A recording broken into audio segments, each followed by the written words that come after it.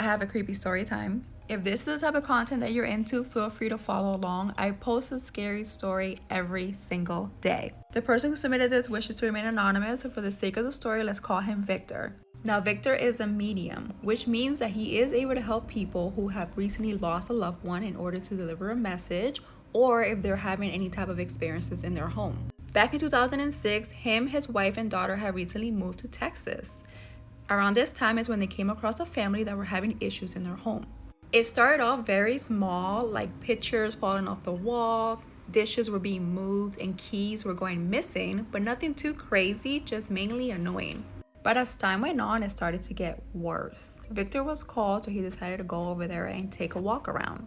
The minute Victor walked into this house, he felt it. Now, this family had 2 young children. One was about 4, the other one was 6. So Victor suggested that they lay baby powder on the ground to try to eliminate some of the noises and the things going missing, to see if it was maybe the kids messing around. The next day at about 9 a.m., Victor gets a call from the family. He ends up going to the house. When he walks in, they show him one of the rooms where they lay the baby powder, and very clearly in cursive, the name Casey has been written out.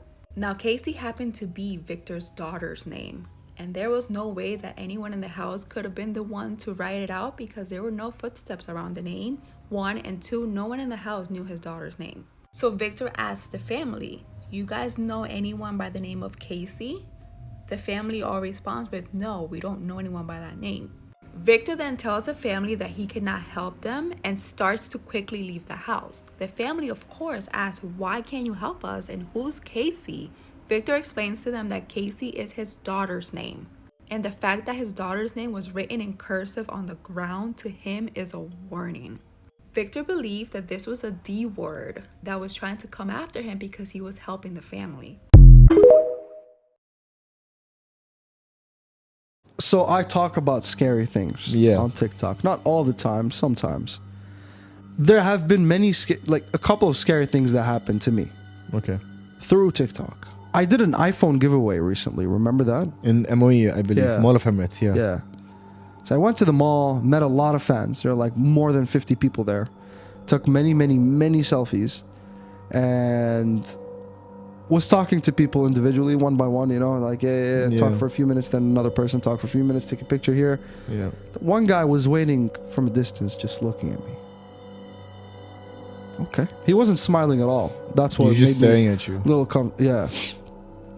He approached me and he was like, "Ibrahim, I wanna be a part of your horror stories."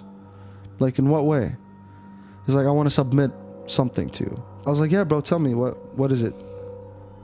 He just looked very off. He was not comfortable. He was sweating. He was uncomfortable when he was talking to me. He said, "I speak to jinns." Okay. I looked at him. I'm like, "What?" Stay the fuck away from me, man. The first thing, as soon as he said that, I felt like a cold hit my back, right? Something cold hit my back. Yeah. I felt very weak when he said that. I don't know if it was psychological or if it was paranormal. And I couldn't look at him in the eyes. And I was rehearsing Ayatul Kursi in my heart. I was saying it. I was like, how about you speak to me on Instagram? So yeah, I speak to jinns and one of them is right here, and what the fuck? And I can tell you a lot of things. I want to be a part of your horror stories. Freaked me out, bro. Really did freak me out. He said, "I know a lot of things about you as well." Oh shit. I can see your qareen, is what he told me. For those that don't know, qareen? A qareen is like a companion type of jinn that is always with you. Sometimes they're good, sometimes they're bad. They're the ones that whisper to tell you to do bad things. Yeah, okay. That's the qareen. And he could see that next to you. It's the devil that sits on your shoulder, and for Christians, it's the same ideology. That's it. Yeah, that was one of the scariest things that happened to me. Jeez, man, that's swear to God.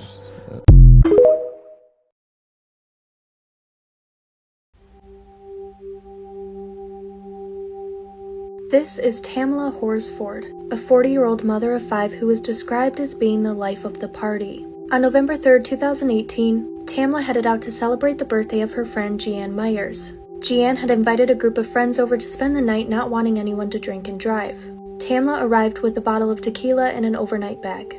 The party was originally meant to be all women, but Jeanne's boyfriend Jose and the husband of another attendee ended up sticking around. In total, the party included 9 women, 2 men, and 1 husband who, according to police interviews, only dropped off and picked up his wife. Out of these 12, 8 were planning to spend the night, including Tamla. While the women drank and socialized, they watched the LSU-Alabama game upstairs while the 2 men watched football in the basement. During this time, Tamla, the only habitual smoker at the party, regularly stepped out to the balcony to have a cigarette. She also smoked marijuana that night, but Jeanne asked her to stop because Jose, a former court officer, didn't approve. Photographs and videos captured during the night showed Tamla smiling and happy. The guests who weren't spending the night began to leave around 11:30 p.m., while those who were staying began heading to bed over the next couple of hours. According to police interviews, Tamla remained awake after Jeanne and Jose went to bed at around 1:30 a.m. The last person to see Tamla was Bridget Fuller, who was picked up by her husband at 1:47 a.m. In her statement, Bridget said that Tamla was eating and planned to smoke a cigarette before heading to bed. Over the next 10 minutes, the home security system registered the back door opening, closing, and then opening again for the last time at 1:57 a.m. Around 8:45 the next morning, Jeanne's Aunt Madeline headed into the kitchen to make a cup of coffee when she spotted Tamla laying face down in the grass. Madeline says she said a prayer before heading upstairs to find Jeanne, telling her that something appeared to be wrong with her friend from the island. Tamla was born in the Caribbean but moved to the U.S. when she was 11. Forsyth County got the 911 call just before 9 a.m. On the line, both Jeanne and Jose speak, saying that Tamla isn't moving and is stiff.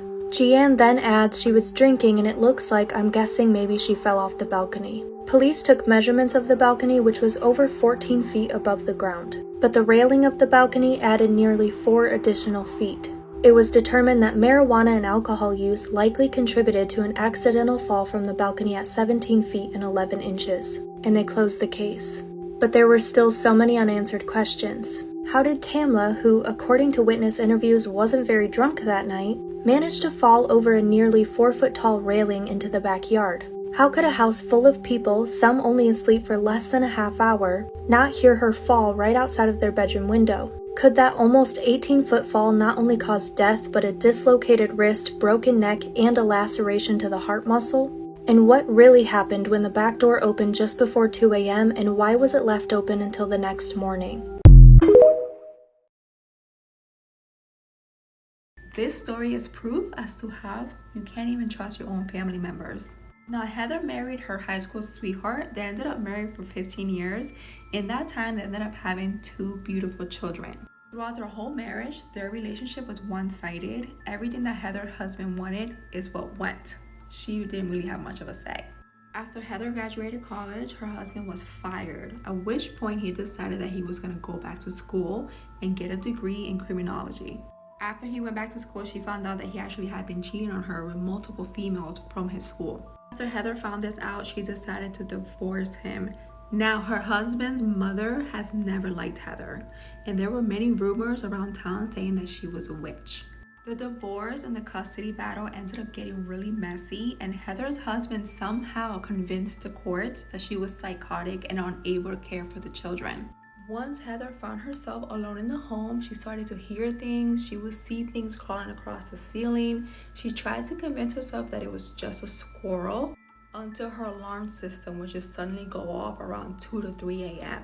She had to talk to one of her friends about her experiences, and her friend decided to get her in contact with a person that could find out if Heather had been hexed. The minute he entered her home, he went straight for her backyard and started to dig in a specific area. When he started to dig, he found a jar that her mother-in-law had put in there with spells. The spells were written in her mother-in-law's handwriting and sealed with her blood. She actually sent me photos of the jars and the spells and all that, which I won't be sharing on here for obvious reasons. But once the spell jar was removed from her home, she stopped having experiences where she was hearing things and she no longer saw things crawling on her ceiling.